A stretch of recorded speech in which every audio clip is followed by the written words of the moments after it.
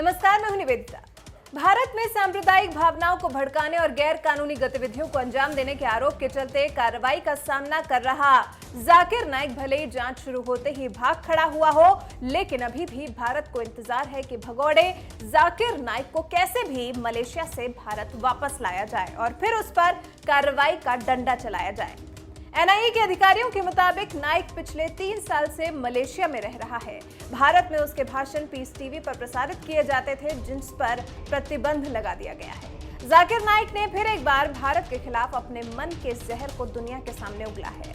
जाकिर नाइक ने फिर एक बार भारतीयों को लेकर विवादित टिप्पणी की है, गैर मुस्लिम भारतीयों के खिलाफ भड़काऊ बयान दिया है। कहा है कि दुनिया के सभी मुस्लिम देश पैगंबर मोहम्मद की आलोचना करने वाले भारत के गैर मुस्लिमों को उनके देश में आने पर जेल में डाल। मतलब कि जितने भी मुस्लिम देश हैं वो किसी भी गैर भारतीय मुस्लिम को अपने देश में देख तुरंत गिरफ्तार कर लें। आगे जाकिर नाइक ने कहा कि ज्यादातर पैगंबर की आलोचना करने वाले बीजेपी के भक्त होते हैं। जाकिर नाइक ने खास तौर पर यह आह्वान सऊदी अरब, इंडोनेशिया जैसे मुस्लिम देशों से किया है। जाकिर नाइक के मुताबिक ये देश इस तरह के भारतीय लोगों का एक डेटाबेस बनाए ताकि वो जब इस्लामिक देशों की यात्रा करें तो उन्हें अरेस्ट किया जा सके। डेटाबेस बनाया जाए गैर मुस्लिम भारतीयों की सभी नकारात्मक टिप्पणियों और गालियों का, जिसके आधार पर गिरफ्तारी हो और इस डेटाबेस को कंप्यूटर में सेव करके भी रखें। जाकिर नाइक ने अपने विवादास्पद बयान में कहा, अगली बार जब ये लोग खाड़ी देशों में, चाहे वो कुवैत, सऊदी अरब हो या इंडोनेशिया में आए, तो उनकी जांच करें और ये पता लगाएं कि उन्होंने कहीं इस्लाम या पैगंबर के बारे में अपमानजनक टिप्पणी तो नहीं की है। अगर उन्होंने ऐसा किया है तो उनके खिलाफ केस दर्ज करके उन्हें जेल में डाल दें। जाकिर नाइक का कहना है कि ये सार्वजनिक रूप से ऐलान कर दें कि हमारे पास एक डेटाबेस है और उन नामों को सार्वजनिक न करें।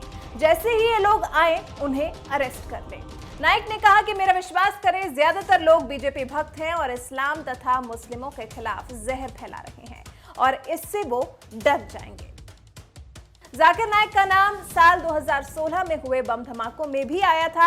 ये वो धमाके थे जिसमें सैकड़ों लोग मारे गए थे।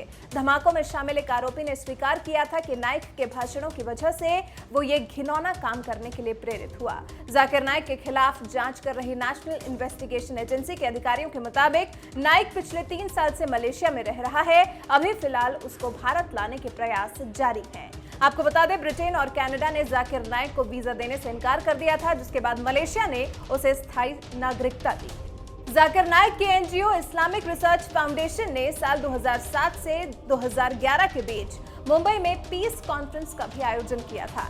एनआईए के मुताबिक नाइक पर लोगों का धर्म परिवर्तन कराने की कोशिश करने और हिंसा फैलाने का भी आरोप है। हालांकि नाइक खुद पर लगे आरोपों का खंडन ही करता है।